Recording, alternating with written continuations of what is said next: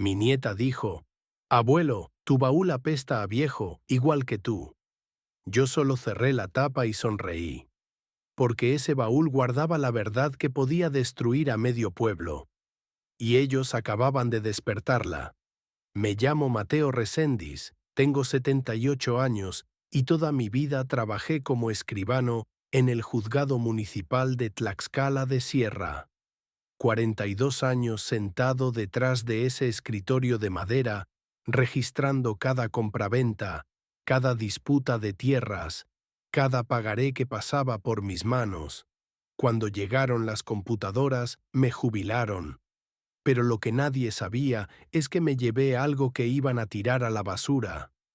17 carpetas con documentos originales, fotografías de deslindes y pagarés manuscritos. La memoria completa del pueblo en papel. Era Día de Muertos cuando todo comenzó.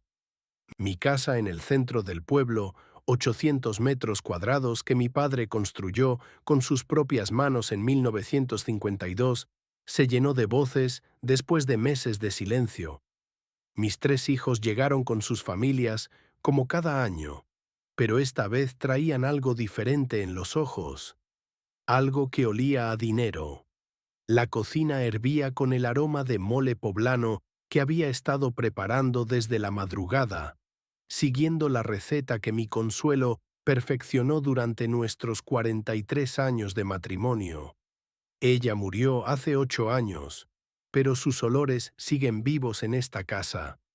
El comal de barro donde tostaba los chiles, la olla de talavera donde molía el chocolate, el metate que heredó de su abuela. Todo sigue en su lugar, esperando sus manos que nunca volverán. Ricardo, mi hijo mayor, llegó primero. 52 años manejando taxi en Puebla, las manos curtidas por el volante, la espalda doblada por tanto asiento de carro. Entró saludando en voz alta, pero sus ojos ya recorrían las paredes agrietadas, el techo donde se filtraba el agua en temporada de lluvias, los mosaicos despegados del piso, calculando, siempre calculando. «¿Cómo estás, papá?», me preguntó mientras se servía un plato de mole, pero yo sabía que en realidad preguntaba: «¿Cuándo te vas a morir para que podamos vender esta casa?». Gloria llegó después con su marido Norberto, ese hombre que maneja una lavandería de carros y que siempre me ve como si yo fuera un estorbo entre él y una herencia. Mi hija tiene 48 años, 3 hijos y la misma mirada calculadora de su hermano mayor. Se acercó a darme un beso en la mejilla, pero sentí su impaciencia. Fernando, el menor, 45 años vendiendo teléfonos usados en el mercado, entró de último con esa sonrisa falsa que usa cuando quiere algo. Se sentó a la mesa sin saludar, tomó una tortilla caliente y me miró directo a los ojos. «Papá, tenemos que hablar. Siempre es Fernando el que habla primero. Los otros dos esperan, pero él no puede contenerse. Es como un niño que sabe dónde están escondidos los dulces y no puede dormir hasta conseguirlos. Hablen», les dije mientras les servía más mole. «Esta es su casa también». Ricardo se limpió la boca con la servilleta y carraspeó. «Papá, ya no puedes vivir solo. Tienes 78 años. Esta casa se está cayendo a pedazos. El techo gotea, las paredes están cuarteadas, la instalación eléctrica es un peligro». «La casa está bien», respondí. «Lleva 70 años en pie y puede aguantar 70 más». «Pero tú no», intervino Gloria. «¿Qué pasa si te caes? ¿Si te da un infarto? ¿Si alguien entra a robarte? Aquí estás completamente solo». Norberto, que hasta entonces había estado en silencio, se inclinó hacia adelante. «Don Mateo, un agente inmobiliario vino a vernos. Dice que con la carretera nueva a Puebla, los terrenos del centro valen oro. Su lote son 800 metros cuadrados en la mejor zona del pueblo». Fernando no pudo esperar más. $8,500,000 de pesos, papá. $8,500,000. Con eso puedes vivir como rey en casa de cualquiera de nosotros. Yo seguí comiendo mi mole en silencio. Sabía que este día llegaría. Desde que Consuelo murió, cada visita de mis hijos era una evaluación. ¿Cuánto valía la casa? ¿Cuándo sería el momento de venderla? ¿Cómo convencer al viejo terco de que firme los papeles? Ya hablamos con el notario, continuó Ricardo. Puedes hacer una escritura de donación o vendernos la casa a nosotros por un peso simbólico. Todo legal, todo en familia. Nadie sale lastimado. Fue entonces cuando llegó Valeria, la hija de Gloria, 17 años, con su teléfono pegado a la cara como si fuera una extensión de su mano. Mi nieta, que una vez se sentaba en mis rodillas para que le contara cuentos de cuando el pueblo era más pequeño y todos nos conocíamos por nuestros nombres, no por nuestras propiedades. Hola, abuelo, me saludó sin levantar la vista de la pantalla y luego dirigiéndose a su mamá. Este lugar está súper creepy, perfecto para mi TikTok de casas embrujadas. Comenzó a caminar por la casa grabando con su teléfono, narrando en esa voz cantadita que usan los jóvenes. Hola, fantasmitas, aquí estoy en la casa del terror de mi abuelo. Miren estas paredes cuarteadas, este piso que crujen, esta puerta del sótano que parece de película de miedo. Se detuvo frente a la puerta del sótano, esa puerta de madera que yo mismo reforcé con barras de hierro hace 30 años. ¿Qué hay aquí abajo, Abu? ¿Esqueletos? ¿Fantasmas? ¿Dinero enterrado? Ahí no se baja, le dije con firmeza. Es peligroso. Pero Valeria ya había intentado abrir la puerta, y cuando no pudo, se rió para su cámara. Está súper cerrado con candados. Definitivamente aquí hay algo bueno escondido. Mi abuelo es como un pirata con su tesoro. Fernando se puso de pie inmediatamente. ¿Qué tienes ahí abajo, papá? Cosas viejas, respondí. Papeles del trabajo. ¿Papeles? Norberto arqueó las cejas. ¿Papeles que necesitan 3 candados? Ricardo también se acercó a la puerta del sótano. Papá, trabajaste 42 años en el juzgado. Todos sabemos que ahí pasaba mucho dinero. Permisos, escrituras, casos importantes. Gloria se unió a sus hermanos. ¿Guardaste algo, papá? ¿Algún dinero que alguien te dio? No te estamos juzgando, pero si hay algo ahí que pueda ayudarnos. Fernando fue más directo. ¿Cuánto hay? ¿Joyas? ¿Dólares? ¿Oro? Los miré uno por uno. Mis 3 hijos, la carne de mi carne, la sangre de mi sangre, parados frente a la puerta del sótano como buitres esperando a que me muriera para poder bajar a buscar carroña. Ahí está la historia del pueblo, les dije. Documentos, fotografías, expedientes, todo lo que el juzgado iba a votar cuando llegaron las computadoras. Yo lo salvé. ¿Solo papeles? Fernando no me creía. ¿3 candados para papeles viejos? Papeles importantes. ¿Qué tan importantes? Preguntó Ricardo. Me levanté de la mesa y caminé hacia la ventana que da al patio, donde Consuelo tenía sus macetas de geranios. Ahora solo quedan los tiestos vacíos y las manchas de tierra seca. Importantes para la memoria. Para saber quiénes somos, de dónde venimos, qué pasó en este pueblo los últimos 50 años. ¿Y eso vale 8 millones de pesos? Fernando se burló. Papá, no seas ridículo.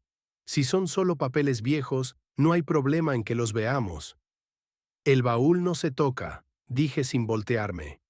Hagan lo que quieran con la casa. Véndanla, tírenla, quémenla si quieren. Pero el baúl no se toca. El silencio que siguió fue más ruidoso que todos sus reclamos juntos. Valeria siguió grabando desde el rincón, susurrando a su cámara sobre el misterioso tesoro del abuelo. Norberto intercambió miradas con Gloria. Ricardo tamborileó los dedos sobre la mesa. Fernando fue quien rompió el silencio. Papá, eres nuestro padre y te respetamos, pero esa casa vale 8,5 millones de pesos. Es el patrimonio de la familia. No puedes decidir tú solo qué pasa con nuestro futuro. ¿Su futuro? Los miré de nuevo. Ustedes tienen trabajo, casas, familias. ¿Cuál es su futuro que depende de esta casa vieja? Nuestros hijos, respondió Gloria. La universidad de Valeria cuesta dinero. Los gastos médicos cuando tú ya no estés. La vida está cada vez más cara, papá. Y ese baúl, añadió Fernando. Si de verdad no hay nada valioso, entonces no pierdes nada mostrándonoslo. Regresé a la mesa y me senté. El mole ya estaba frío, pero seguí comiendo. El baúl guarda la memoria del pueblo, mijitos. Y la memoria no es para curiosos.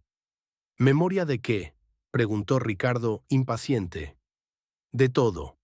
De cada escritura que pasó por el juzgado. De cada familia que compró o vendió tierras. De cada problema que se resolvió o que no se resolvió. Valeria dejó de grabar y se acercó. O sea que ahí tienes los chismes de todo el pueblo. No son chismes, nieta. Son documentos oficiales. ¿Cómo qué? Fernando se sentó en el borde de la silla. Los miré a todos, reunidos alrededor de mí, como si fuera a contarles el mapa del tesoro. Como todo lo que ustedes no necesitan saber. Ricardo suspiró, frustrado. Papá, ya no eres escribano. Ya no trabajas en el juzgado. ¿Para qué quieres guardar papeles viejos que ni siquiera son tuyos? Porque alguien tiene que guardar la verdad. ¿Qué verdad? La verdad de este pueblo, de cómo crecimos, de quién ayudó y quién robó, de qué familias prosperaron y por qué otras se quedaron pobres. Todo está ahí. Fernando se inclinó hacia mí. ¿Estás diciendo que hay información comprometedora de gente del pueblo? Estoy diciendo que hay información. ¿Información que podría valer dinero? Lo miré fijamente. Mi hijo menor, el que de niño me abrazaba cuando tenía pesadillas, el que lloraba cuando se lastimaba y solo yo podía consolarlo, me estaba preguntando si podía usar los secretos de nuestros vecinos para hacer dinero.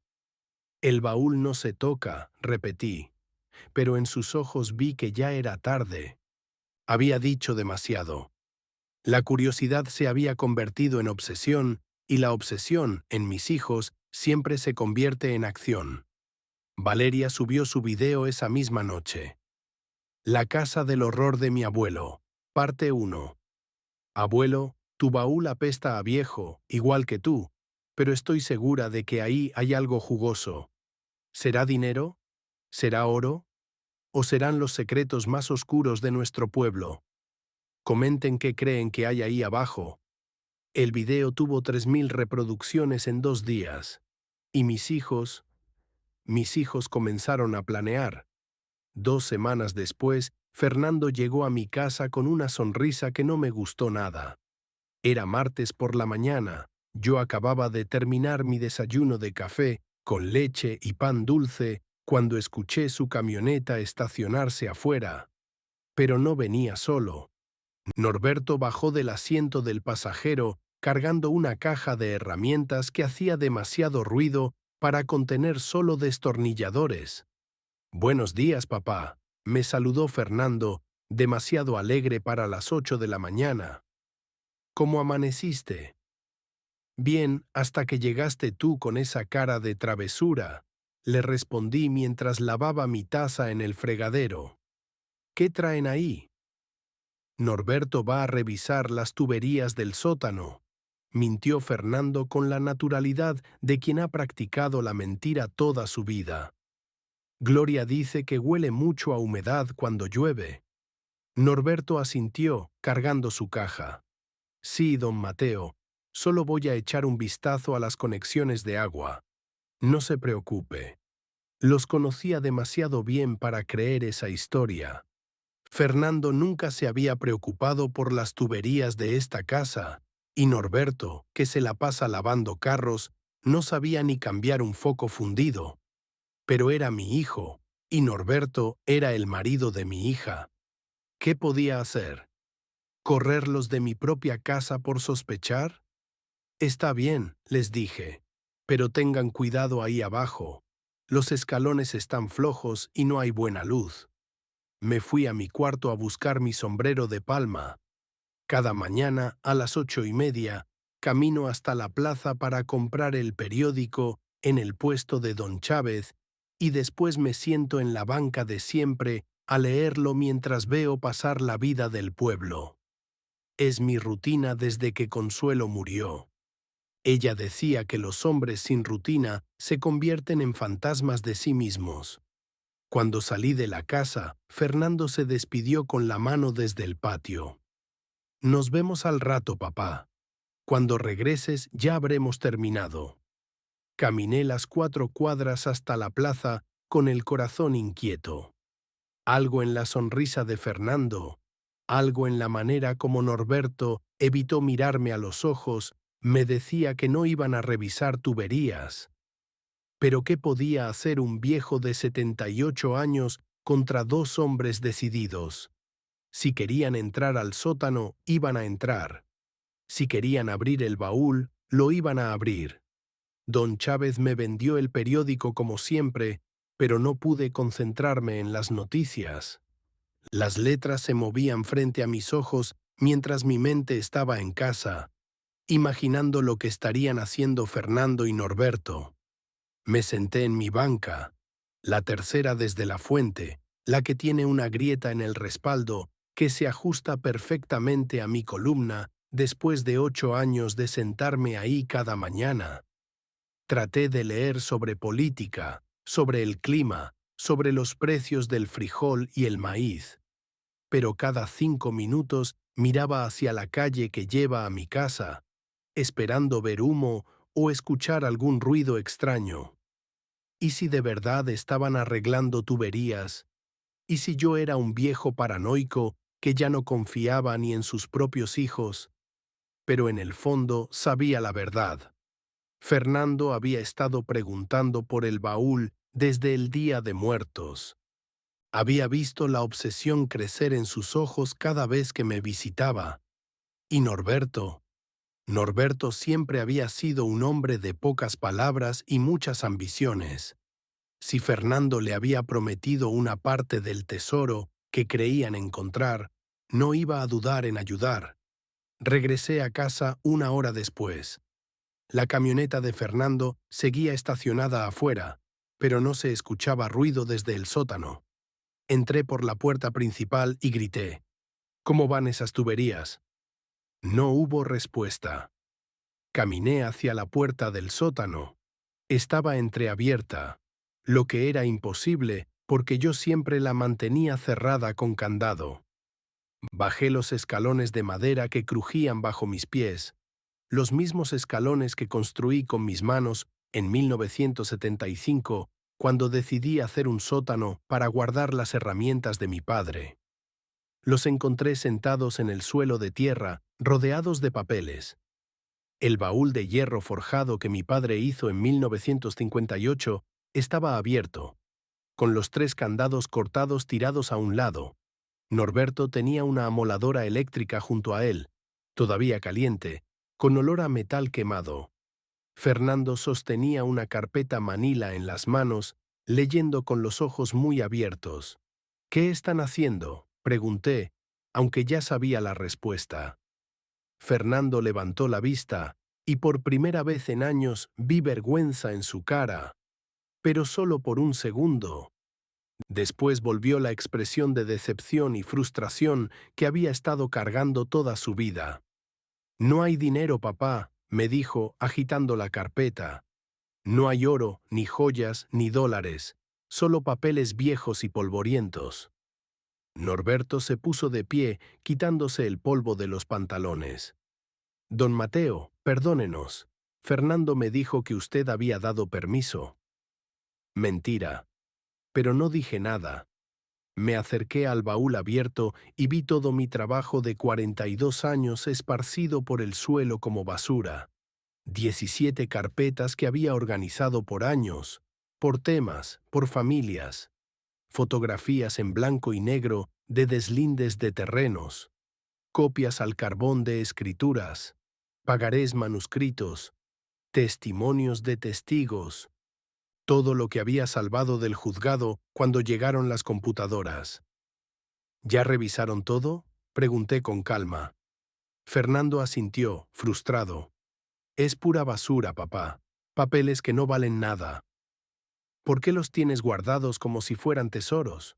Me arrodillé junto al baúl y comencé a recoger los documentos que habían tirado. Una escritura de 1974, manchada ahora con tierra del suelo. Una fotografía de un deslinde de 1982, arrugada por las manos impacientes de Norberto. Un pagaré de 1969 que mi propio padre había firmado como testigo. ¿Leyeron algo?, pregunté mientras ordenaba los papeles. Intentamos, respondió Fernando. Pero son puras formalidades legales. Nombres de gente que ya ni existe. Terrenos que ya cambiaron de dueño 1000 veces. Norberto se acercó. Don Mateo, de verdad pensamos que ahí tenía guardado algo de valor. Fernando me dijo que usted trabajó tantos años en el juzgado que seguramente había juntado... ¿Qué? ¿Mordidas? ¿Sobornos? Los miré a los dos. ¿Es eso lo que piensan de mí? Fernando se puso de pie también. No, papá, pero todo el mundo sabe que en los juzgados pasa dinero, que la gente paga por acelerar trámites, por conseguir permisos, por resolver problemas. No te estamos acusando de nada malo. Solo pensamos que tal vez había guardado algo para su vejez, añadió Norberto. Para emergencias. Tomé la carpeta que Fernando había estado leyendo. Era la de 1971, la que contenía los documentos más delicados de toda mi colección. La abrí y saqué el primer documento. Un acto de donación de 12 hectáreas de tierra ejidal a favor de la familia Villarreal. ¿Leyeron esto?, pregunté, mostrándoles el documento. Fernando se encogió de hombros. Algo de tierras que regaló el gobierno. No entendí mucho. ¿Y esto? Saqué la segunda hoja. Una nota manuscrita con membrete del municipio, firmada por el alcalde de entonces, Agustín Morales. Recibido de la familia Villarreal, 200.000 pesos por concepto de donativo voluntario para obras públicas. Los dos hombres me miraron sin entender. ¿Y esto? Mostré la tercera hoja, una fotografía en blanco y negro donde se veía a don Tomás Villarreal, el patriarca de la familia, entregando un sobre al alcalde Morales en su oficina. En el reverso de la foto, con mi letra, pago por tierras ejidales. Testigo, Tomás Reséndiz, mi padre. 15 de marzo de 1971. Fernando tomó los documentos y los leyó más despacio. Norberto se asomó por encima de su hombro. ¿Qué significa esto?, preguntó Fernando. Significa que la familia Villarreal no recibió esas 12 hectáreas como donación del gobierno, expliqué. Las compraron. Le pagaron 200.000 pesos al alcalde Morales para que les traspasara tierras que no eran del municipio, sino del ejido. ¿Y eso es malo? Es ilegal. Las tierras ejidales no se pueden vender sin autorización de toda la asamblea ejidal. Y esa autorización nunca se pidió. Fernando siguió leyendo, ahora con más atención. ¿Quién es don Tomás Villarreal? El abuelo del actual dueño de Plaza del Sol, respondí. Lisandro Villarreal. Toda su fortuna se construyó sobre esas 12 hectáreas que compraron ilegalmente en 1971. Norberto señaló la fotografía. ¿Su papá fue testigo de esto? Mi padre era herrero, pero también prestaba dinero a la gente del pueblo. Conocía todos los negocios que se hacían aquí. Y yo era joven, trabajaba como auxiliar en el juzgado. Estuve presente cuando se firmaron los papeles. Fernando dejó los documentos en el suelo y buscó otra carpeta. La abrió y comenzó a revisar más rápido. ¿Hay más cosas como esta? Abre la carpeta azul, le dije. La de la familia Durán. Norberto y Fernando se miraron y después buscaron entre los papeles hasta encontrar una carpeta azul pálido, más gruesa que las otras. La abrieron juntos. El primer documento era de 1983, un acto de donación de 4 hectáreas de terreno municipal a favor de Esteban Durán, para compensar deudas contraídas por el municipio por servicios de transporte. Debajo, grapada al documento oficial, había una nota manuscrita. E. Durán prestó al municipio 45,000 pesos para pavimentación. Alcalde Herrera se niega a pagar. Ofrecen terreno como compensación. Y debajo de esa nota, otra hoja. Un pagaré firmado por Esteban Durán a favor de Tomás Reséndiz por 12,000 pesos, fechado 6 meses antes que la donación del terreno. Mi padre le prestó dinero a Esteban Durán, expliqué. 12,000 pesos que nunca nos pagó. Pero 6 meses después, el municipio le donó un terreno que hoy vale millones. Fernando estudió los documentos. ¿Este es el terreno donde están las gasolineras Durán? Las 4 estaciones de servicio de la familia, confirmé. Todo construido sobre tierra que técnicamente le pertenecía a mi familia porque Esteban nunca pagó su deuda. Norberto tomó otra carpeta al azar. Era la verde oscuro, etiquetada Familia Sandoval, 1976-1985. La abrió y encontró una fotografía de un terreno baldío junto al río, y después una escritura donde ese mismo terreno aparecía como donación municipal para desarrollo de vivienda social. Los Sandoval tienen el fraccionamiento más caro del pueblo, murmuró Fernando. Las casas de 200 metros cuadrados donde vive toda la gente rica. Vivienda social, leí en voz alta de la escritura. Construyeron 30 casas para familias de escasos recursos. Eso decía el proyecto original. ¿Pero qué pasó en realidad? Construyeron 10 casas, las más baratas posibles, y las vendieron a familias pobres.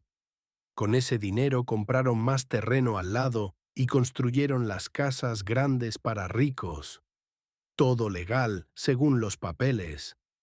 Todo mentira según la realidad. Fernando y Norberto siguieron abriendo carpetas. Encontraron la historia completa del pueblo en documentos que yo había organizado durante décadas. La familia Méndez, que convirtió un permiso para centro comunitario en el hotel más grande de la región. La familia Torres, que compró tierras de conservación ecológica y después las fraccionó para casas de campo. La familia Gutiérrez, que obtuvo préstamos gubernamentales para agricultura y los usó para comprar taxis en la capital. Cada carpeta contaba la misma historia. Familias que llegaron al poder usando contactos, influencias, mentiras y dinero. Y en el centro de cada historia siempre había un documento, una fotografía, un testigo. Las pruebas que yo había salvado cuando el juzgado se modernizó. ¿Cuántas familias están aquí?, preguntó Norberto, mirando todas las carpetas. 6, respondí. Las 6 familias más ricas del pueblo, las que controlan el comercio, la tierra, los negocios importantes. Fernando se quedó callado por un momento, mirando todos los papeles esparcidos. Después me miró a mí con una expresión que no había visto nunca. «Papá», me dijo lentamente, «¿te das cuenta de lo que tienes aquí?» «Sí, la historia de nuestro pueblo». «No», Fernando negó con la cabeza. «Tienes dinamita, papá. Tienes pruebas de que las 6 familias más ricas del pueblo construyeron su fortuna con fraudes, con tierras robadas, con dinero que le deben a nuestra familia. Norberto asintió, emocionado. Don Mateo, esto vale más que 8 millones de pesos. Esto vale, no sé, millones y millones. Los miré a los dos, arrodillados entre los papeles como buscadores de oro que acabaran de encontrar la veta principal, y entendí que había cometido un error terrible. Al proteger el baúl, había despertado su curiosidad. Al negarme a mostrárselos, había hecho que forzaran los candados, y ahora que conocían la verdad, ya no había forma de volver atrás. Esto no sale de aquí, les dije con firmeza. Pero Fernando ya estaba tomando fotografías de los documentos con su teléfono celular. Y Norberto ya estaba calculando números en su cabeza, sumando terrenos y propiedades y deudas que podían convertirse en millones de pesos. Mi baúl de hierro, mi caja de secretos, mi archivo de la memoria del pueblo ya no era mío. Ahora pertenecía a la ambición de mis hijos, y yo, tonto de mí, acababa de enseñarles cómo usarla. Esa misma tarde, mientras yo dormía mi siesta en la hamaca del patio, Fernando, Ricardo y Gloria se reunieron en la casa de mi hija. Norberto había llevado copias de las fotografías más comprometedoras, y los tres hermanos las extendieron sobre la mesa de la cocina como si fueran cartas de un juego donde ya sabían que iban a ganar. «Esto es una mina de oro», repetía Fernando, señalando la fotografía donde don Tomás Villarreal entregaba el sobre con dinero al alcalde Morales. «Los Villarreal nos van a pagar lo que les pidamos para que esto no salga a la luz». Ricardo, siempre el más cauteloso, movía la cabeza con dudas. «¿Y si nos demandan? ¿Si dicen que les estamos extorsionando?» «¿Con qué cara van a demandarnos?», Gloria rió mientras servía café a sus hermanos. «Ellos son los ladrones aquí. Nosotros solo tenemos la verdad». Fernando ya tenía todo calculado. 6 familias, 5 millones de pesos cada una. Son 30 millones, 10 para cada uno de nosotros. Con eso papá puede vivir como rey en el mejor asilo del país. «¿Y si no pagan?», preguntó Ricardo. «Pagan o les mandamos todo a los periódicos de Puebla», respondió Fernando. «¿Te imaginas el escándalo? Las familias más ricas de Tlaxcala de Sierra construyeron su fortuna con tierras robadas. Se van a la quiebra en una semana. Decidieron empezar con los Villarreal porque eran los más ricos y tenían más que perder». Fernando buscó el número de teléfono de Lisandro Villarreal en Internet, el hijo mayor que ahora manejaba Plaza del Sol, y le mandó un mensaje por WhatsApp. El mensaje decía: «Señor Villarreal, soy Fernando Reséndiz, hijo de Mateo Reséndiz, el ex escribano del juzgado. Tenemos documentos originales sobre la compra ilegal de tierras ejidales por parte de su abuelo en 1971. Incluye fotografías y testimonios. Podemos llegar a un acuerdo económico o llevar todo a los medios. Espero su respuesta». Junto con el mensaje, Fernando envió 3 fotografías: el acto de donación falso, la nota manuscrita del pago y la fotografía de su abuelo entregando el dinero. Como adelanto, como amenaza, como prueba de que no estaban jugando. Lisandro no respondió ese día, ni el siguiente. Fernando se puso nervioso y le mandó otro mensaje: «Señor Villarreal, entiendo que necesita tiempo para consultar con sus abogados, pero mi propuesta tiene fecha de vencimiento. Si no tengo respuesta para el viernes, llevamos todo a El Sol de Puebla». Siguieron 2 días más de silencio. Fernando comenzó a dudar si Lisandro había visto los mensajes, si su teléfono era el correcto, si tal vez no entendía la gravedad de la situación. Pero el miércoles por la mañana, mientras yo regresaba de comprar verduras en el mercado, vi una camioneta Suburban negra estacionada frente a mi casa. vidrios polarizados, placas de la Ciudad de México, el tipo de vehículo que solo usan empresarios ricos o políticos importantes. Dos hombres bajaron del vehículo. Uno era Lisandro Villarreal, a quien reconocí porque su fotografía salía seguido en el periódico local inaugurando obras o donando dinero para fiestas patronales. Alto, de unos 50 años, traje gris caro, zapatos italianos que brillaban bajo el sol. El otro era más joven, también de traje, cargando un portafolio de piel. Caminaron directamente hacia mi puerta principal. No buscaron la casa de Fernando, ni preguntaron por la dirección de Gloria. Vinieron directo a mí, porque en este pueblo todos saben que cuando hay un problema serio, se habla con el viejo, no con los hijos.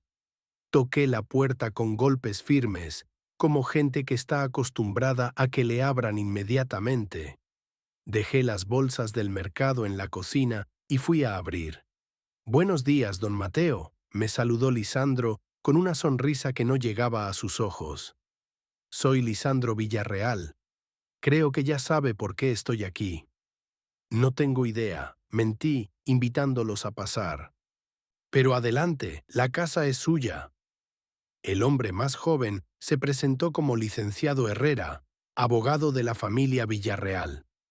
Ambos se sentaron en mi sala, sobre los sillones que Consuelo tapizó con sus propias manos hace 15 años. «Don Mateo», comenzó Lisandro, «mi familia siempre ha respetado a la suya. Su padre, don Tomás, fue un hombre honorable que nos ayudó mucho cuando estábamos empezando. Usted trabajó durante décadas en el juzgado y nunca tuvimos un problema con ningún trámite que pasara por sus manos». «Gracias», respondí. «¿En qué puedo ayudarlos?» Lisandro intercambió una mirada con su abogado. «Hemos recibido unos mensajes inquietantes de su hijo Fernando. Mensajes que incluyen documentos y fotografías relacionados con transacciones de mi abuelo de hace más de 50 años. Sentí que el estómago se me hundía, pero mantuve la cara serena. «¿Qué tipo de mensajes?» El licenciado Herrera abrió su portafolio y sacó unas hojas impresas. Eran capturas de pantalla de los mensajes de WhatsApp de Fernando, incluidas las fotografías de mis documentos. «Su hijo está sugiriendo que mi cliente debería pagarle dinero a cambio de que ciertos documentos no sean publicados en los medios», explicó el abogado con voz profesional. «Eso, legalmente hablando, constituye extorsión». Lisandro se inclinó hacia adelante. «Don Mateo, usted y yo sabemos que en los años 70 las cosas se hacían diferente. Mi abuelo pagó lo que tenía que pagar y obtuvo los permisos que necesitaba. Todo fue legal, según las leyes de entonces». «¿Y qué esperan de mí?», pregunté, aunque ya sabía la respuesta. «Esperamos que usted hable con su hijo», respondió Lisandro. «Que le explique que está cometiendo un error muy grave. Que lo convenza de que deje este asunto en paz».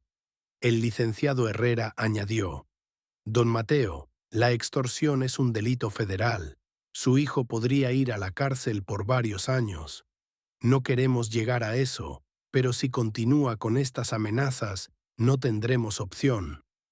Los miré a los dos, sentados en mi sala, en la casa donde nací y donde moriré, amenazando a mi familia con la cárcel por decir la verdad.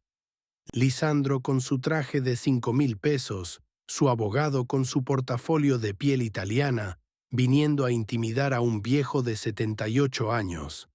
«Discúlpenme un momento», les dije levantándome. «Voy a prepararles un atole. Es una receta de mi difunta esposa». Fui a la cocina y puse a calentar leche en una olla pequeña. Agregué canela en raja, como me enseñó mi madre cuando yo tenía 8 años y ella me levantaba antes del amanecer para ayudarla a moler el maíz. El aroma dulce y familiar llenó la cocina, y por un momento me transporté a esos días cuando el mundo era más simple y la gente todavía se miraba a los ojos cuando hablaba.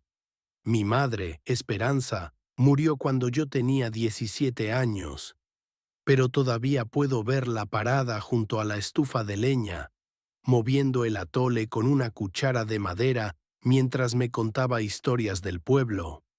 Mijito, me decía, la gente puede quitar muchas cosas, pero nunca pueden quitarte la verdad que llevas aquí adentro. Y se tocaba el pecho con la mano libre. Preparé 3 tazas de atole y regresé a la sala. Lisandro y el licenciado tomaron las tazas educadamente, pero no bebieron. Don Mateo, insistió Lisandro, necesitamos su compromiso de que va a controlar a su hijo.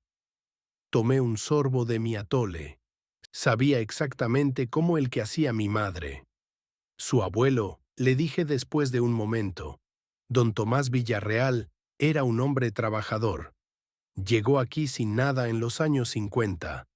Abrió una tiendita, después una ferretería, después comenzó a comprar terrenos pequeños para sembrar.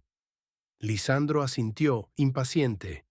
Sí, mi abuelo construyó todo desde cero.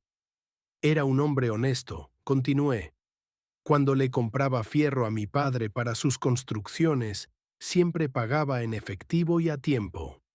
Cuando mi madre se enfermó, él mismo trajo el doctor de Puebla y pagó los medicamentos. Exacto, Lisandro sonrió. Nuestras familias siempre se apoyaron. Su abuelo habría regresado ese dinero, dije mirándolo directo a los ojos. Si hubiera sabido que las tierras no eran del municipio, si hubiera sabido que pertenecían al ejido, él habría devuelto esas 12 hectáreas a sus verdaderos dueños. La sonrisa de Lisandro se desvaneció. Don Mateo, eso pasó hace 50 años. Su abuelo era un hombre de palabra, interrumpí. Pero usted no es su abuelo. El licenciado Herrera se puso tenso. Señor Reséndiz, espero que no esté usted también amenazando a mi cliente. No estoy amenazando a nadie, respondí con calma. Solo estoy diciendo que su abuelo habría hecho lo correcto, y que yo no voy a deshonrar la memoria de mi padre manteniéndome callado más tiempo. Lisandro se puso de pie. ¿Qué significa eso? Significa que mi hijo Fernando es un tonto que cree que la verdad se vende, les dije. Pero yo no soy Fernando, y la verdad no está en venta. El abogado también se levantó. Señor Reséndiz, si usted colabora con la extorsión de su hijo, también comete un delito. No hay extorsión, respondí. Solo hay historia, y la historia de este pueblo merece ser contada. Lisandro intentó una última vez. Don Mateo, podemos llegar a un acuerdo. Mi familia está dispuesta a hacer una donación generosa para alguna causa benéfica que usted elija. Podemos crear una beca de estudios con el nombre de su esposa. Podemos... No. ¿No qué? No a todo. Me levanté también. Su abuelo fue un buen hombre que tomó una mala decisión. Usted es el resultado de esa decisión. Y yo soy demasiado viejo para seguir cargando secretos que no son míos. Los dos hombres se miraron entre sí. El licenciado guardó sus papeles en el portafolio. Don Mateo, dijo Lisandro con voz fría, espero que reconsideren su posición. Mi familia tiene muchos recursos y muchas conexiones. No querrá convertirse en nuestro enemigo. Su familia, respondí, acompañándolos hacia la puerta. Se convirtió en enemigo de este pueblo hace 50 años. Yo solo estoy dejando de ser cómplice.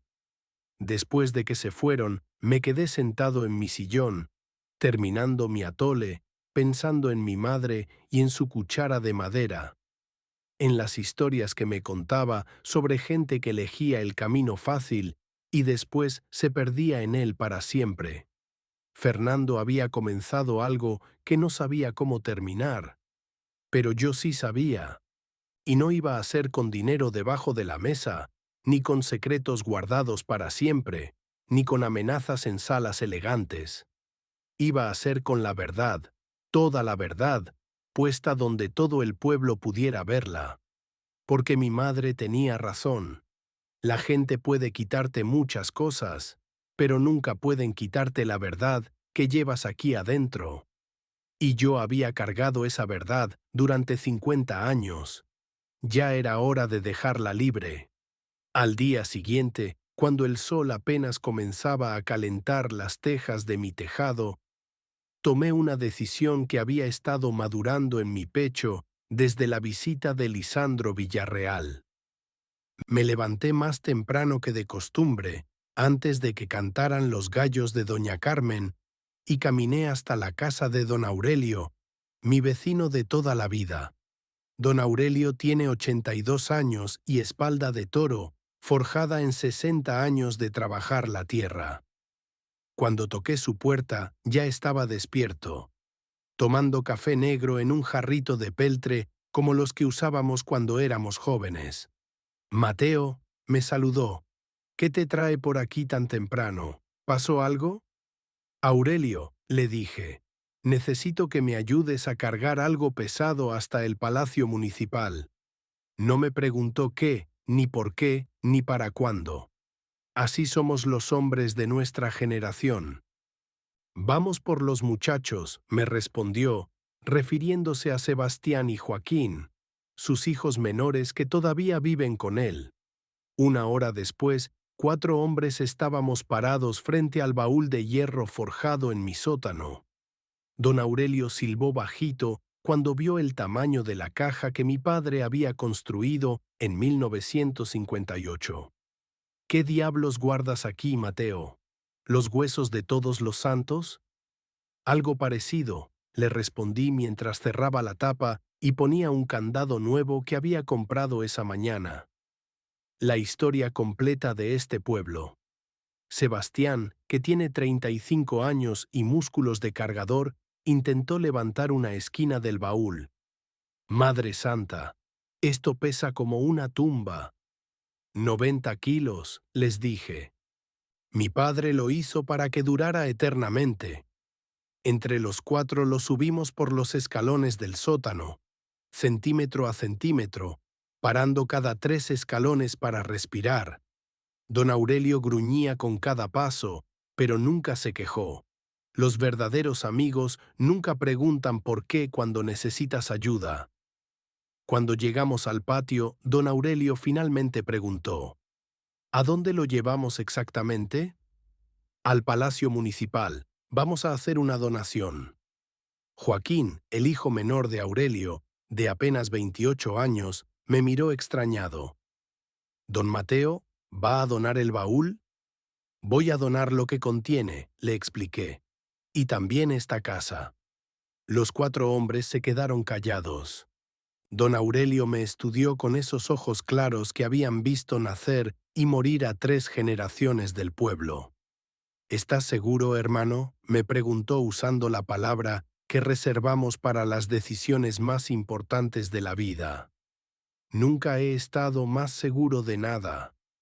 Cargamos el baúl hasta la camioneta de Sebastián, una Ford antigua que protestó cuando pusimos todo ese peso en la caja trasera. Yo me subí adelante, junto al conductor, con una carpeta en mis manos que contenía los documentos que había preparado durante la noche. El viaje al centro del pueblo duró 10 minutos, pero a mí me pareció un viaje de regreso a mi juventud. Pasamos frente a la casa donde nació mi padre, ahora convertida en una tienda de abarrotes, frente a la escuela donde estudié hasta 6º año, antes de que mi familia necesitara que trabajara, frente a la iglesia donde me casé con Consuelo un domingo de mayo de 1967, cuando ella tenía 18 años y yo 22, y creíamos que el mundo nos pertenecía. El Palacio Municipal de Tlaxcala de Sierra es un edificio de 2 pisos construido en los años 40, con portales de cantera rosa y un patio central donde crecen 2 jacarandás que mi abuelo ayudó a plantar cuando era joven. Llegamos a las 9 de la mañana, cuando las oficinas apenas abrían y los empleados todavía tomaban su primer café del día. Le dije a Sebastián que estacionara la camioneta frente a la entrada principal. Los cuatro bajamos el baúl y lo pusimos en el suelo del patio, donde sonó como campana cuando tocó las piedras del suelo. ¿A quién necesita ver, don Mateo?, preguntó Joaquín. Al presidente municipal, al secretario del ayuntamiento, al cronista de la ciudad y al notario público, respondí. A todos al mismo tiempo. Don Aurelio sonrió. Él conocía esa expresión mía desde que éramos niños y jugábamos canicas en el mismo patio donde ahora estábamos parados. Vas a armar un escándalo, ¿verdad? Voy a armar la verdad. Entré a la oficina del presidente municipal, el licenciado Raúl Mendoza, un hombre de 45 años que llegó al poder prometiendo transparencia y gobierno honesto. Su secretaria, una muchacha joven que no me conocía, trató de detenerme. Señor, necesita hacer cita previa. Soy Mateo Reséndiz, le dije con la voz que usaba en el juzgado cuando alguien intentaba saltarse los procedimientos. Trabajé 42 años en este mismo edificio. Dígale al licenciado Mendoza que tengo una donación muy importante que hacer. La muchacha desapareció en la oficina interior y regresó 5 minutos después. El licenciado lo va a recibir, pero tiene junta en media hora. Esta junta va a ser más importante, le respondí. Mendoza salió de su oficina con cara de curiosidad. Era nieto de don Evaristo Mendoza, un comerciante honesto que vendía semillas y herramientas agrícolas cuando yo era joven. Un hombre de buena familia, criado con valores. Don Mateo, me saludó con respeto genuino. ¿En qué puedo ayudarlo? Licenciado, necesito que llame al secretario del ayuntamiento, al cronista municipal y al notario Herrera. Voy a hacer una donación al pueblo, pero quiero que todo quede bien documentado. Mendoza frunció el ceño. ¿Qué tipo de donación? Señalé hacia el patio, donde don Aurelio y sus hijos cuidaban el baúl. Documentos históricos de valor incalculable, y también mi casa. ¿Su casa? Mi casa y el terreno, 800 metros cuadrados en el centro del pueblo, para que el municipio cree un centro comunitario. El presidente municipal se quedó callado por un momento largo. En sus ojos vi el cálculo rápido. 800 metros cuadrados en el centro valían por lo menos 8 millones de pesos. Don Mateo, ¿está usted seguro? ¿Ha consultado esto con su familia? Mi familia, le dije, ya tomó sus decisiones, ahora yo tomo las mías. Una hora después, el patio del Palacio Municipal estaba lleno de gente. Mendoza había llamado al secretario del ayuntamiento, al cronista municipal don Efrén Morales y al notario público licenciado Herrera. También había llegado el reportero del periódico local, alertado por algún empleado que sabía que algo importante estaba pasando. Don Aurelio y sus hijos seguían junto al baúl, como guardianes de un tesoro, mientras yo firmaba los documentos que el notario había preparado en tiempo récord. Yo, Mateo Reséndiz Morales, leí en voz alta para que todos escucharan. Donó en vida y de manera irrevocable al municipio de Tlaxcala de Sierra los documentos históricos contenidos en este baúl, para que sean preservados en el Archivo Histórico Municipal y puestos a disposición del público en general. Firmé con la pluma que el notario me extendió. Mi firma, que había aparecido en miles de documentos durante mi carrera como escribano, ahora aparecía en el documento más importante de mi vida. Asimismo, continué leyendo, donó mi casa ubicada en calle Hidalgo número 47, con una superficie de 800 metros cuadrados, para que sea convertida en un centro comunitario que llevará el nombre de mi difunta esposa, Consuelo Herrera de Reséndiz.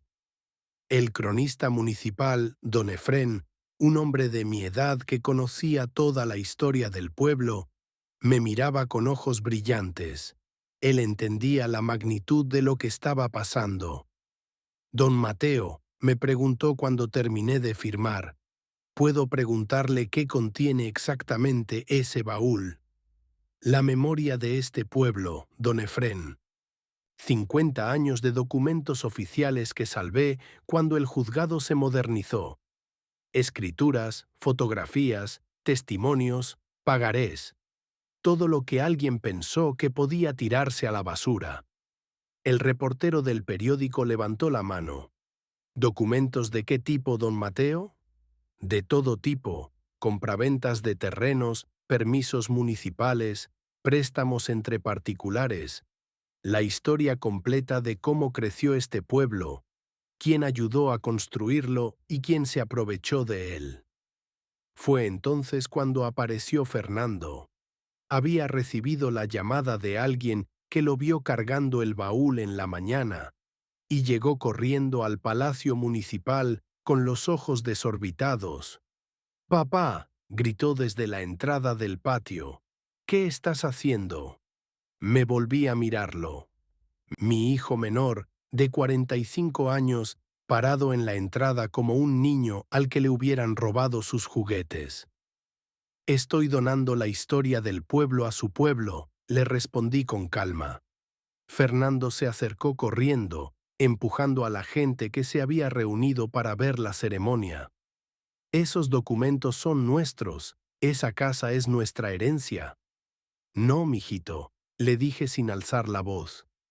«Esos documentos son la memoria del pueblo, y la casa es mi casa, que puedo donar a quien me dé la gana». «Estás loco». Fernando intentó acercarse al baúl, pero don Aurelio se interpuso entre él y la caja de hierro. «Esos papeles valen millones de pesos». «Exacto», respondí, «y por eso mismo no pueden estar en manos privadas». El notario público levantó la voz para que todos escucharan. «Los documentos de donación están firmados y sellados, son completamente legales e irrevocables». Fernando se volvió hacia el presidente municipal. «Licenciado, mi padre no está en sus cabales. No puede regalar una propiedad de 8 millones de pesos». Mendoza, que había estado observando toda la escena, respondió con voz firme: «Su padre está completamente cuerdo, señor Reséndiz, y tiene todo el derecho legal de disponer de su propiedad como considere conveniente». «Pero somos sus hijos», gritó Fernando. «Esa casa nos pertenece por herencia». «No», intervino el notario. «Mientras don Mateo esté vivo, la propiedad es suya y puede disponer de ella libremente». Fue entonces cuando llegaron Ricardo y Gloria, alertados por Fernando a través de WhatsApp. Los 3 hermanos se plantaron frente a mí como un tribunal de acusación. «Papá», me dijo Ricardo con voz controlada, «¿qué es lo que realmente estás haciendo?» «Lo que debí hacer hace años», respondí. «Dejar que la verdad sea libre». Gloria señaló el baúl. «Ese baúl contiene información que podría hacer ricos a nuestros hijos. Podría pagar la universidad de Valeria. Podría darnos seguridad económica para toda la vida». «Ese baúl», la corregí, «contiene información que les pertenece a todos los habitantes de este pueblo. Secretos que algunas familias han guardado durante 50 años mientras otros han vivido en la pobreza». Fernando estaba desesperado. «Papá, piénsalo bien. Los Villarreal nos iban a pagar 5 millones de pesos. Los Durán otros 5. Podríamos ser ricos». «¿Ricos con qué dinero, Fernando? Con dinero sucio, con chantajes, con secretos que no nos pertenecen». «Nos pertenecen porque tú los guardaste». «Los guardé para protegerlos, no para venderlos». El cronista municipal se acercó al baúl con las llaves que yo le había entregado. Abrió los candados y levantó la tapa de hierro. Adentro, organizadas en sus carpetas originales, estaban las 17 carpetas que contenían medio siglo de historia del pueblo. «Don Mateo», me dijo don Efrén con voz emocionada, «esto es un tesoro histórico invaluable». «Ese tesoro», gritó Fernando, «vale 30 millones de pesos en el mercado negro». Toda la gente reunida en el patio se quedó callada. El reportero del periódico tomó nota de todo. El presidente municipal me miró con una nueva expresión de respeto y comprensión. «Fernando», le dije a mi hijo, «los 30 millones de pesos que tú ves en ese baúl son 30 millones de pesos que les fueron robados a las familias pobres de este pueblo durante 50 años. ¿Tú quieres ser rico con dinero robado? No es dinero robado, son negocios. Así funciona el mundo». «Así funciona el mundo de los ladrones», respondí, «pero no el mundo en el que yo quiero vivir». Ricardo intentó una estrategia diferente.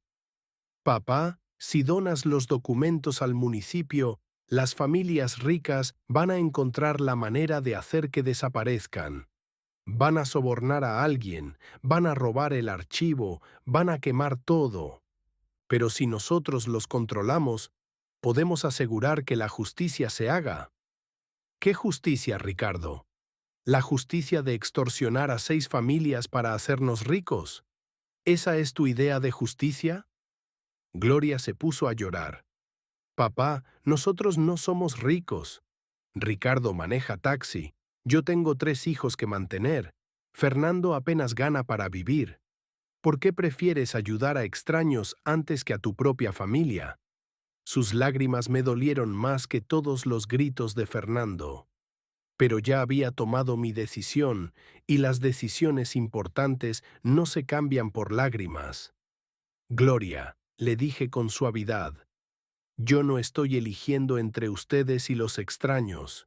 Estoy eligiendo entre lo correcto y lo incorrecto. Y chantajear a la gente con sus errores del pasado no es correcto». El notario público terminó de revisar todos los documentos. «Todo está en orden», anunció. «La donación es legal y definitiva». Fernando se acercó a mí con los puños cerrados. Por un momento pensé que iba a golpearme, su propio padre, delante de todo el pueblo. «Nos robaste nuestro futuro», me gritó con lágrimas de rabia en los ojos. «Nos robaste lo único bueno que podíamos heredar de ti». «No, mijito», le respondí con la tranquilidad que solo da la certeza de haber hecho lo correcto. «Yo les devolvía su dignidad, pero ustedes no la querían. Mis 3 hijos se fueron del palacio municipal sin despedirse. Los vi caminar hacia la salida del patio, derrotados, furiosos, sintiéndose traicionados por el hombre que les dio la vida. Pero yo me quedé ahí, junto al baúl abierto, viendo cómo don Efrén comenzaba a catalogar los documentos que iban a cambiar para siempre la historia oficial de nuestro pueblo. «Don Mateo», me preguntó el presidente municipal, «¿está usted completamente seguro de esta decisión?» «Licenciado», le respondí, «cargué estos secretos durante 50 años. Ya es hora de que alguien más los cargue». Esa misma tarde, la noticia corrió por todo el pueblo como reguero de pólvora. Don Mateo Reséndiz había donado su casa y su archivo histórico al municipio. Los documentos más comprometedores de las 6 familias más ricas del pueblo ahora eran dominio público.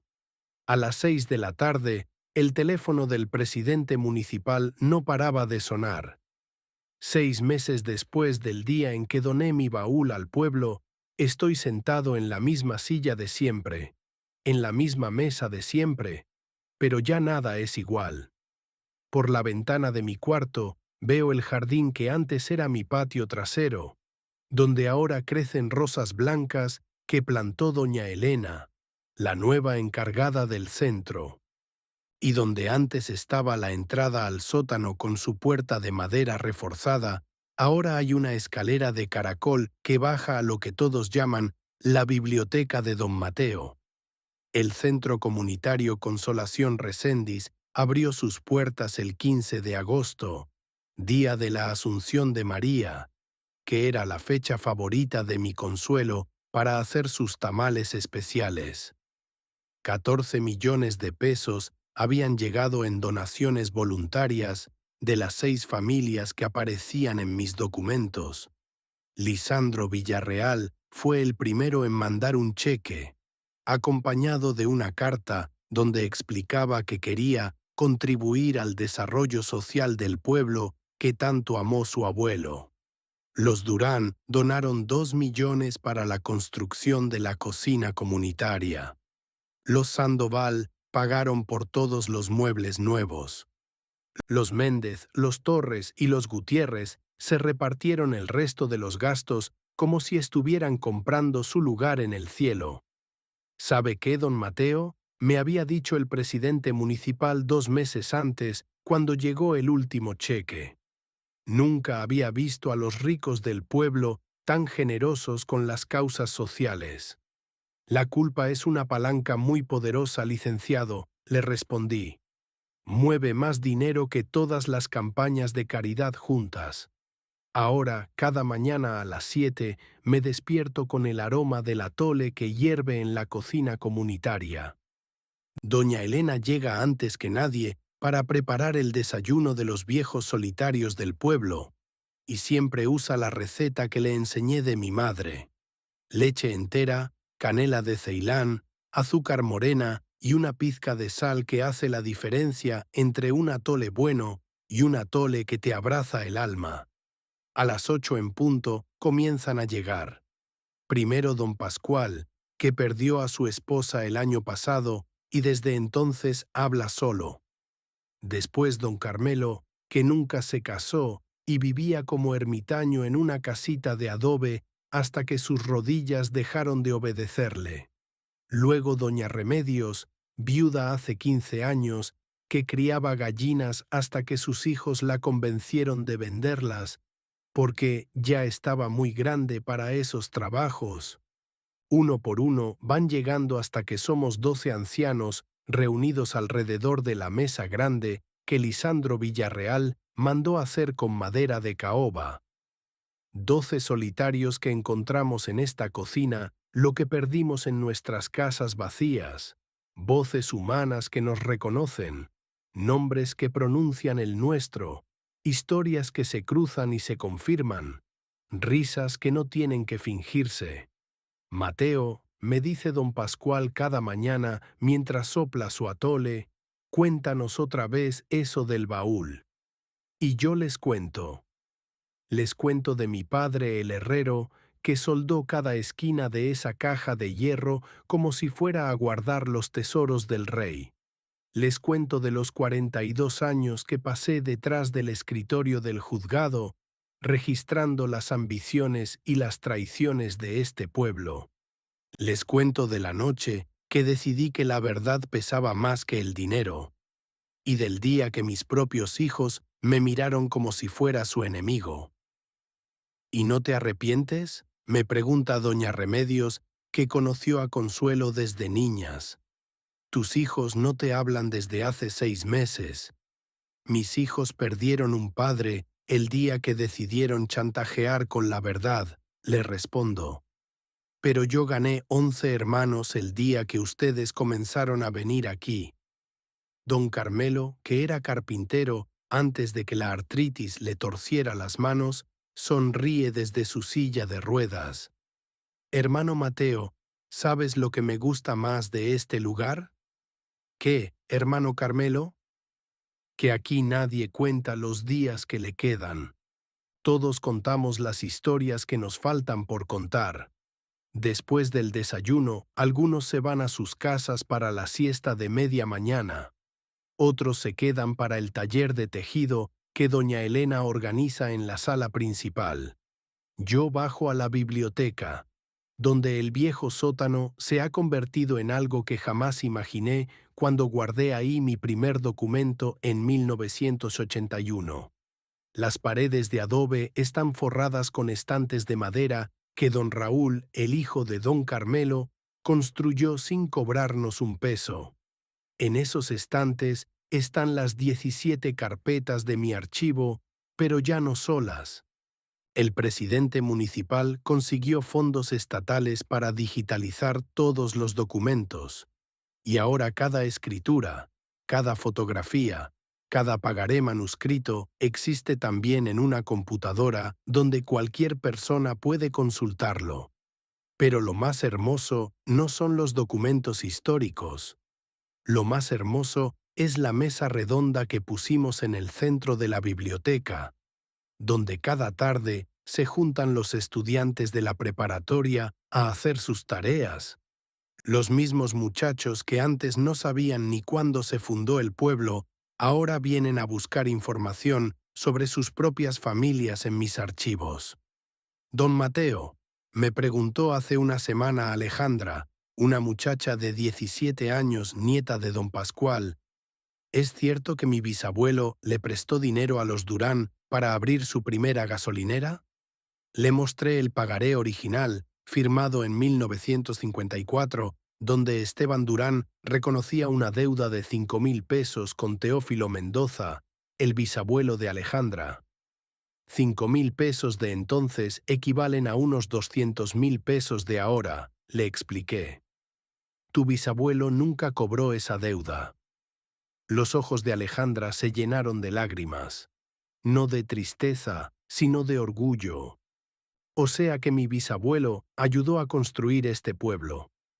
Tu bisabuelo y muchos otros como él, gente que prestaba dinero sin abogados, que daba su palabra sin contratos, que confiaba en la honestidad de sus vecinos.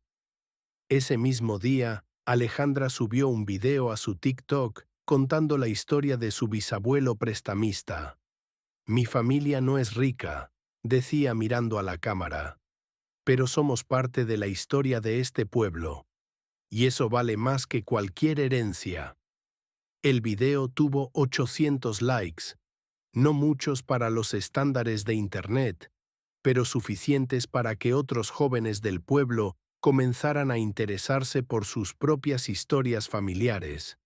Una tarde de octubre, cuando el aire olía a hojas secas y el cielo se ponía violeta más temprano, recibí una visita inesperada. Valeria, mi nieta, la que había grabado aquel TikTok burlándose de mi casa vieja y mi baúl apestoso, tocó la puerta del centro a las 5 de la tarde. Ya no era la muchacha irrespetuosa que había conocido el Día de Muertos. Traía un vestido sencillo, zapatos bajos, el cabello recogido sin gel ni tintes, y en las manos un ramo de claveles blancos. «Hola, abuelo», me saludó, y en su voz había algo que no había escuchado nunca. Humildad. «Hola, nieta, ¿cómo estás?» «Mal», me respondió con honestidad. «He estado mal desde hace 6 meses». La invité a sentarse en la sala principal, donde todavía quedaban algunos viejos terminando su partida de dominó vespertina. Valeria se sentó en el sillón que había sido de su abuela Consuelo, el que yo había salvado cuando doné la casa al municipio. «Abuelo, vine a pedirte perdón». «¿Por qué, nieta?» «Por todo. Por haberme burlado de tu casa, por haber grabado ese video estúpido, por no haber entendido lo que realmente guardabas en el sótano». Sacó su teléfono celular y me mostró la pantalla. «¿Puedo grabar un video contigo?» «¿Para qué?» «Para decir la verdad». Acepté, más por curiosidad que por convicción. Valeria acomodó el teléfono en la mesa de centro, presionó el botón de grabar y comenzó a hablar con una seriedad que no le conocía. «Hola, soy Valeria Morales, y hace 6 meses subí un video burlándome de mi abuelo y de su casa vieja. Dije que su sótano apestaba, que él apestaba, que todo en su vida apestaba». Hizo una pausa y me miró directamente a los ojos. «Mi abuelo se llama Mateo Reséndiz. Trabajó 42 años como escribano en el juzgado municipal de nuestro pueblo. Durante todo ese tiempo, guardó documentos históricos que otros iban a tirar a la basura. Documentos que cuentan la historia real de cómo se construyó este pueblo. Su voz se quebró un poco, pero continuó. Hace 6 meses, mi papá y mis tíos rompieron el baúl de mi abuelo porque pensaron que ahí había dinero escondido. Cuando encontraron solo papeles viejos, quisieron usarlos para chantajear a las familias ricas del pueblo. Querían convertir la verdad en dinero. Valeria se secó los ojos con la manga de su vestido. Mi abuelo no los dejó. Donó todos los documentos al pueblo para que fueran propiedad de todos. También donó su casa para crear este centro comunitario. Perdió a sus 3 hijos por defender la verdad. Me señaló con la mano. Este hombre, mi abuelo Mateo Reséndiz, es una leyenda de nuestro pueblo. Y yo no me lo merezco, pero voy a pasar el resto de mi vida tratando de ser digna de llevar su apellido. Detuvo la grabación y me abrazó, llorando sobre mi hombro como cuando era niña y se lastimaba jugando. ¿Me perdonas, abuelo? No hay nada que perdonar, nieta. Tú eras joven. Los jóvenes tienen derecho a equivocarse. Pero yo te lastimé. Tú me lastimaste menos que mis propios hijos. El video de Valeria se hizo viral, como dicen ahora los muchachos. 47.000 personas lo vieron en la primera semana. Pero lo más importante no fueron los likes ni los comentarios. Lo más importante fue que 3 días después de que Valeria lo subiera, llegó al centro un reportero del canal de televisión regional. Se llamaba Joaquín Ramírez, tenía unos 35 años y había estudiado periodismo en la Ciudad de México antes de regresar a Puebla para trabajar en medios locales. Llegó con una cámara profesional y un camarógrafo, preguntando si podía hacer un reportaje sobre el hombre que donó su herencia para crear un archivo histórico. Claro, le dije, pero primero tómese un atole con nosotros. En esta casa nadie trabaja con el estómago vacío. Se sentó en la mesa grande junto con los 11 viejos de siempre. Bebió atole de canela y escuchó nuestras historias durante 1 hora antes de sacar la cámara. Cuando finalmente comenzó a grabar, ya no era un reportero haciendo una nota. Era un amigo documentando una historia que entendía. Don Mateo me preguntó frente a la cámara, ¿por qué decidió donar su casa y su archivo al pueblo en lugar de dejárselo a sus hijos? Joaquín, le respondí, usando su nombre porque ya éramos conocidos, mis hijos querían vender el pasado. Pero el pasado no es una mercancía. El pasado es el fundamento sobre el que se construye el futuro. ¿No se arrepiente de haber perdido la relación con su familia? No perdí la relación con mi familia. La cambié por una mejor. Señalé a los 11 ancianos que me acompañaban cada mañana. Esta es mi familia ahora. Gente que entiende que la memoria vale más que el dinero, que las historias valen más que las propiedades. Joaquín me preguntó sobre el baúl, sobre los documentos, sobre las familias que aparecían en los archivos.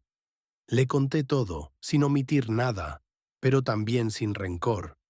Los hechos, solo los hechos, dejando que la verdad hablara por sí misma. ¿Qué le diría a las personas que piensan que usted fue ingenuo al regalar algo tan valioso? Les diría que el baúl pesaba 90 kilos cuando estaba lleno de secretos, respondí. Ahora está vacío y pesa lo mismo. Porque la verdad pesa más que el hierro, Joaquín. Y la verdad no se puede cargar solo. Necesita que la cargue todo un pueblo. El reportaje se transmitió en horario estelar un martes de noviembre. Lo vieron en toda la región central de México.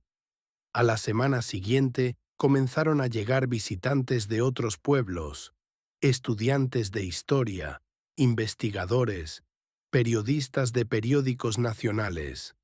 Pero lo más hermoso de todo no fueron las visitas ilustres. Lo más hermoso fue que el baúl de hierro, vacío ya de documentos pero lleno de historia, encontró su lugar definitivo en el vestíbulo principal del centro. El presidente municipal mandó hacer una vitrina de cristal para protegerlo, y sobre la vitrina puso una placa de bronce con una inscripción que yo mismo escogí. Lo que se guarda con honor, nadie lo puede robar. Cada vez que paso junto al baúl camino a la biblioteca, toco la tapa de hierro forjado que mi padre construyó en 1958. Todavía siento el peso de todos los secretos que guardó durante 50 años. Pero ahora ese peso está repartido entre todo el pueblo, y ya nadie tiene que cargarlo solo. Las tardes, cuando los estudiantes terminan sus tareas y los viejos se van a sus casas, me quedo solo en la biblioteca organizando los nuevos documentos que van llegando. Porque resulta que después de ver lo que pasó con mis archivos, otros ancianos del pueblo han comenzado a traer sus propios documentos familiares. Testamentos, fotografías, cartas, recibos, pagarés. Don Aurelio trajo la correspondencia completa que su padre mantuvo con el gobierno del Estado entre 1940 y 1960, cuando gestionaba la construcción de la carretera. Doña Carmen donó el archivo de su difunto esposo, que fue presidente municipal en los años 80. Los hijos de don Evaristo Méndez entregaron los libros de contabilidad de su tienda, donde aparecen anotadas las deudas y los pagos de medio pueblo durante 30 años. Poco a poco, la biblioteca del sótano se está convirtiendo en la memoria completa de Tlaxcala de Sierra. No solo los secretos oscuros que yo guardé, sino también las historias luminosas que otros decidieron compartir. Y cada noche, antes de subir a mi cuarto para dormir, me siento en la silla que está junto al baúl vacío y pienso en Consuelo, en lo orgullosa que estaría de ver su nombre en la entrada del centro, de saber que su receta de atole alimenta cada mañana a 12 ancianos solitarios, de ver que la casa donde fuimos felices durante 43 años ahora es refugio para otros que necesitan no estar solos. ¿Hice lo correcto, Consuelo? Le pregunto cada noche a su fotografía que cuelga en la pared junto a la ventana, y cada noche escucho su respuesta en el viento que mueve las cortinas. Hiciste lo que tenías que hacer, viejo necio. Y yo estoy orgullosa de ti,